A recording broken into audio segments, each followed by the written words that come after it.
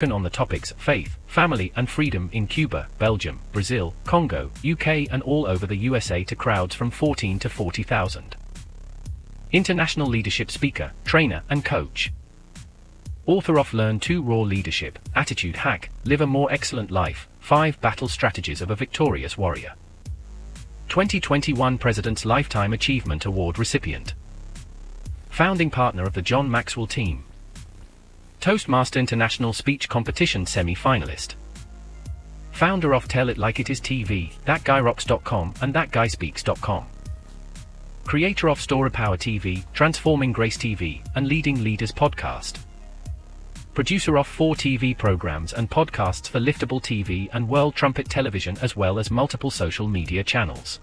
Please help me welcome J Loren Norris. What is the most unusual thing you would keep in your tool bag? Or the little bag of stuff that you keep in your car. Maybe it's the emergency jumper cables or the little yellow triangle or the reflective triangle that you might hang from the trunk lid to say, I'm in trouble. I remember back in the day when they had those big signs that said, we need help. And people would actually stick them in the back window of their car so that other passersby would know. For a season, it was just leave your hood up. If your hood is up, everybody knows you need help. Of course, that was back in a day when you could trust that somebody driving down the road would actually pull over to help you if you had a crisis. Not only that, but there's a really good chance that you'd find someone who could pull over to the side of the road and help you solve whatever problem you might have. That's not so much anymore. But I think that the question, what is the most unusual thing you would have in your tool bag, really goes to what is it that you've experienced that causes you to prepare for something that in your mind is a genuine problem, and in other people's minds, they might look at you a little strange and go, I'm not sure why you're preparing for that. What are the odds that it would happen? Now, I can tell you this for a fact. Only a couple of weeks ago did it change, but my neighbor down the street actually has a car with the label on the side of it that says Zombie Mobile, and on the other one, Apocalyptic Rescue Mobile. True story. I guess zombies and the end of the world are coming at some point somewhere, but if that's the kind of preparedness that you have, I'm wondering if your preparedness is realistic. But I can tell you the most unusual tool in my tool bag for a long time was a turkey baster. Yep, in the tool bag in my truck, I carried a turkey baster for several years. I'll tell you why today on this episode of Leading Leaders. Subscribe now for our extensive video library of leadership lessons promoting faith, family, and freedom. I'm J Loren Norris with Leading Leaders Podcast, and you might ask yourself what kind of preparedness tells you that in your tool bag, right next to the spark plug wrench and the very specific wrench that takes the coil pack off of my truck, because my old truck is 20 years old with 375,000 miles on it, and coil pack number 6 on the right bank goes out on a regular basis. When it does, if I don't catch it fast enough, it'll burn out some O2 sensors and then the catalytic converter and cause all kinds of problems. But we've kind of caught on to its systematic process now. We catch the early clues and usually catch it. But you have to have a very specific size 8mm socket with a bit of an extension and a swivel to get it off of there. And if you find yourself on the side of the road, it's not hard to swap out unless you don't have that tool, because a wrench isn't going to do it and pliers aren't going to do it, and you can't get a crescent wrench in there. You have to have that socket. Yeah, if you open my tool bag right now, that ratchet with that extension with that socket, they pretty much never come apart, because in all the years we've owned that truck, that's the most likely suspect if we're stranded on the side of the road. But that's not the most unusual thing I've ever carried in my tool bag. There was a season when we had an old Ford Excursion, the big 7.3 diesel motor in it, and it had a unique problem. Those old F-250s and anything that had the 7.3, semis had them. The F-250s and 350s had them. The Ford Excursion had them. And the 7.3 had an issue with the O-ring right at the back of the fuel injection system, where everything came up from the fuel pump at the tank into the engine. And those O-rings would dry rot after a period of time. And what would happen is raw fuel would drip out of there onto the top of the hot engine block. Well, it's in such a way that you can't just shove a rag in there and soak it all up. And if you did, now you got a rag covered in diesel. You don't want to do that and you're dressed up and on your way to work or on your way to a meeting. And so I thought, how in the world am I going to get all that out of there? And one day I was watching my mother baste a turkey. And I said, that's how I'm going to get that out of there. And I rushed to the store and I bought me a turkey baster. And for the probably 8 months or so that I couldn't figure out exactly where the leak was coming from, I carried a turkey baster in my tool bag. I was prepared for what wasn't yet a problem, but I knew it was coming. I'll tell you something else with that old truck, the cam position sensor. That truck was infamous for that. In fact, we bought an F-250. That's how we knew that. The F-250, the day we bought it. The guy left the parking lot after we signed the titles over and it wouldn't start. We sat there for an hour in the heat, screaming and yelling and mad as all get out. He had just left the shop and they'd just done a full inspection on it. Before we would buy it, we made sure that the Ford dealership went through it. They didn't catch that. It's on a recall. But later I find out it's so common that most people that own the old Ford 250s, they carry those O-rings with them and they carry a cam position sensor in the glove box because it's just one bolt to take it out. You might get dirty, but they cost $17. A tow, getting it towed back to the shop for somebody else to fix it, it's going to cost you $300 to $400 because it's a heavy truck. You got to pay attention to these little things, right? But you got to know what happened before so that you'll know what's going to happen in the future. That's what planning is for. But sometimes you got to have a plan for something that has never happened before. I mean, the pilot's license. Nobody had one when the Wright brothers went up in the air the first time. Right? It wasn't raining when Noah built the ark. They had a plan to execute. They practiced and they went after that goal until it was achieved when no one knew that it was coming. Again, Bill Gates, with all of Microsoft and everything that has been created around that, the multi-billions of dollars that have been generated by that. Steve Jobs and all of the Apple products that started with a little music device to carry around music with. Nobody knew they needed that. There wasn't a demand for it. There was no crisis that required someone solving the problem of a portable music device until they had one. Now we have them and they're all over the place and they're so common, everybody wants one. But look at all the things that have evolved from that plan before there was a need for the plan. My challenge to you as leaders is to ask yourself the question, what are the things that could happen that I haven't even considered could happen, maybe that could happen that have never happened before? See, it's one thing to say, well, we knew that there were hurricanes in this area, and therefore we built hurricane walls to catch that water that's going to come during the storm surge. Unlike New Orleans many, many years ago, because the city is below sea level, the levees are what keeps the ocean out of the downtown area. When the Katrina hit, those levees didn't hold the amount of water that the storm surge sent. Okay, it's not hard to look back at the past and go, this is what happened before, we're going to plan differently for the future. That's not rocket science. Now, getting the precise measurements and just exactly what could happen, that's a different thing. Or having the prediction of a storm that has never happened before, that once every 100 years, we're looking back going, okay, well, in the last 50 years, we've never had a storm that big. And then all of a sudden you have that once in a 100-year kind of a storm, like the ice storm of Texas a couple of years ago. That was a once in a 100-year cold snap. It lasted for a couple of weeks, hasn't happened in 100 years, may not happen for another 100 years, but it caused some people to go, okay, we weren't ready for that. We didn't have a plan for that. We weren't prepared for that. History didn't indicate to us that we should be, but now we know we need to be planning ahead of that. As a leader, how often do you assess the position that you have? That whether it's your marketing position or it's your product position or it's the plan for the future that looks and says, well, what if this does happen? The what if process, asking yourself, if I do this, what's the most likely outcome? That process should never come to an end.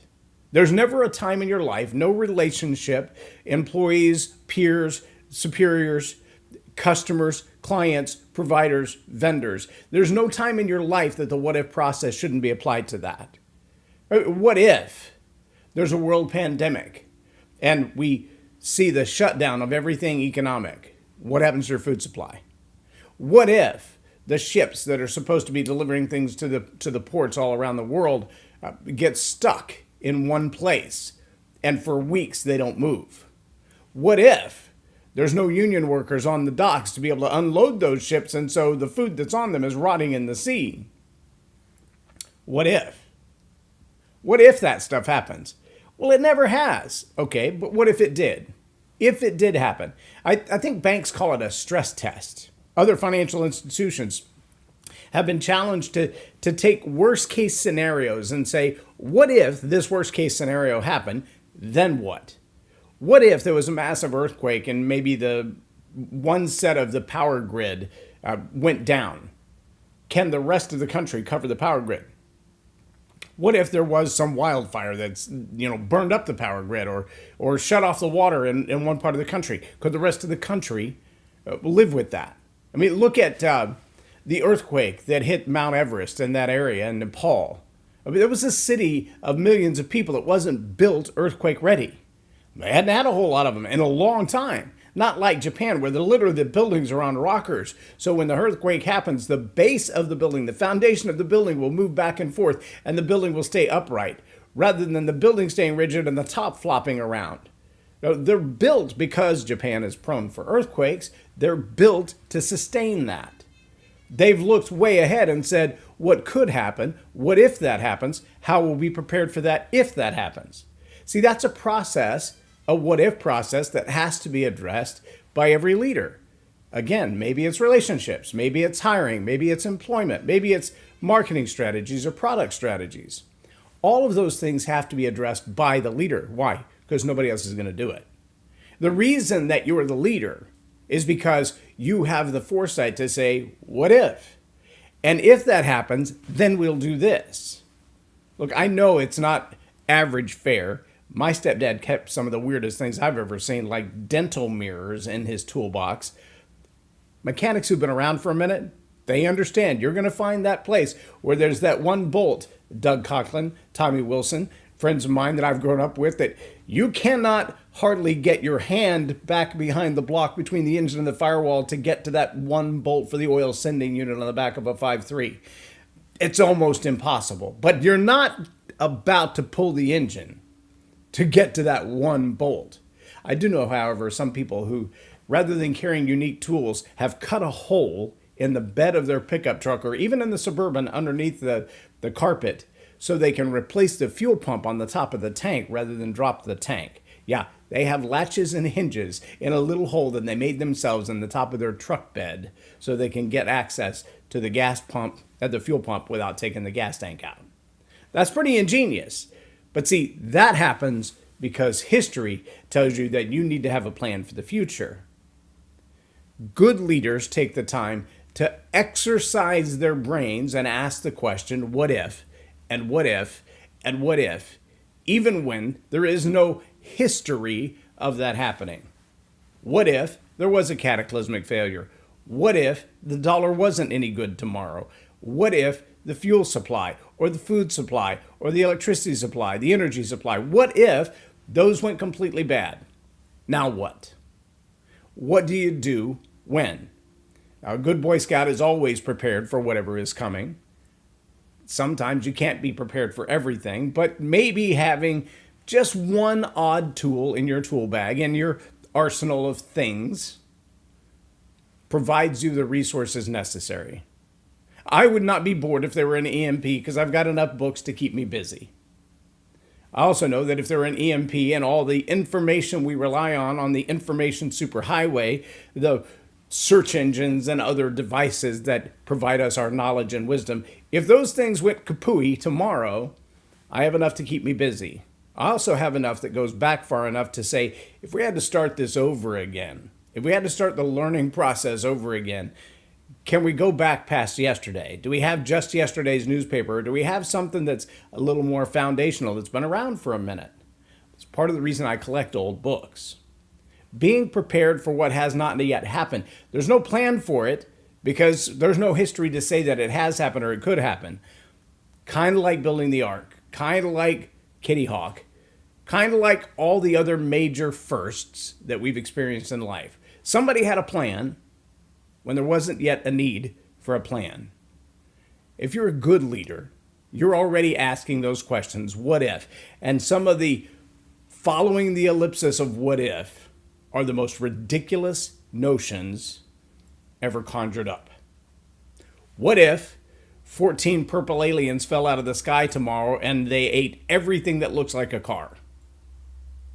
Well, the Amish would win. Those people who can still jump on a horse and ride 100 miles in a day, they would win. And those of us who rely on a car to get to Dairy Queen just to be able to eat, we'd be in trouble. What if? What if something you've never expected, never seen in history, never heard of before, the most wildly imaginative thing in the world, what if it happened? How would you be prepared for it? And if you haven't played that game, if you haven't done that exercise, I highly recommend you do it first by yourself, and don't do it as a drinking game because you'll be nuts by the time it's over. But it is a good exercise to start and then to brainstorm with your team and say, what if? What's the most radical thing that could happen? What's the worst case scenario that could happen to us, to our team, to our product, to our services, to our marketing plan? What's the worst thing that could have happened? Let me give you one closing scenario. There was a company that I knew of that used to make hundreds of thousands of dollars a month for one service they provided. They had an entire team of salespeople and administrators who would execute the service after the sale. What did they sell? Blast fax. You would send them a document. Maybe it's a computer-generated document, or it's actually a printout, or it's a drawing, or it's a poster, it's a flyer, it's whatever. And when there were the days of direct mail and everybody got junk mail in their post office, in their mailbox, or at the post office, you would get your postcards or flyers that way. Then they came up with the fax machine, which is like email, but before email. And so you would actually get on this telephone-looking device that had a printer attached to it, you would get a message that was like instant. It was amazing. You didn't have to wait 3 days for it to come in the mail. And these people made millions of dollars soliciting to others to say, hey, I will send your message, your product or service, your special sale to everybody in your area code, whether you know them or not, whether you've ever had a conversation with them or not, kind of like direct mail. I will send them your fax. I'll just send it to them. That flyer will just show up on their desk. They'll wake up in the morning, there it is. That's pretty effective flyers. That's pretty effective advertising. That's pretty effective marketing. But with the single stroke of a pen, what we now know is spam laws for spam email and things of that nature, or the spam robocalls, all those calls where you get 52 calls a day and your phone goes, scam likely. It's really likely that's a scam. Well, before those laws were put in place, you could send a fax to anybody you wanted to. In fact, if you got really mad at them, you send them several blank pages or several black pages so it'd use up all their toner and ink. And the single stroke of a pen, an executive order was signed. I believe it was President Bill Clinton, who said, enough with the faxes to everybody. People are getting tired of having the paper all over the floor when they come in the morning and all their ink and toner gone. They're trying to use these devices for business and you're just burning them up. So stop it. One signature, one piece of paper, one radical morning, and a man's empire was gone. He didn't have a backup plan. Fax was his plan. Fax was where all of his money was coming from. He had an entire team of people that he employed, an entire business to run, an entire empire. And of course, all of his own personal life was funded by, financed by sending faxes, and instantly in a day, with a single pen stroke, his empire is over. I want you to understand, as a leader, you've got to be cognizant of these realities. You need to understand that with a pen stroke, your entire future could be eliminated. Your opportunity to generate wealth, gone. You've got to prepare, and you've got to start now by asking, what if? What if? What if something happened that you've never imagined before? What would you do in that case? Maybe you need a turkey baster in your tool bag. Maybe you need that one socket with that one extension with that one ratchet. Maybe you need that one tool up your sleeve that says, if it all goes in a handbasket, where will I go next? As a leader, that's your job. Nobody else is doing it. Chances are you haven't taken the time to do it much either, but I'd recommend that you do that. There's a great book by John Maxwell called How Successful People Think. It's not a big book, but it's worth every minute of it. I'm J Loren Norris with Leading Leaders Podcast, or Tell It Like It Is TV. Have a blessed day.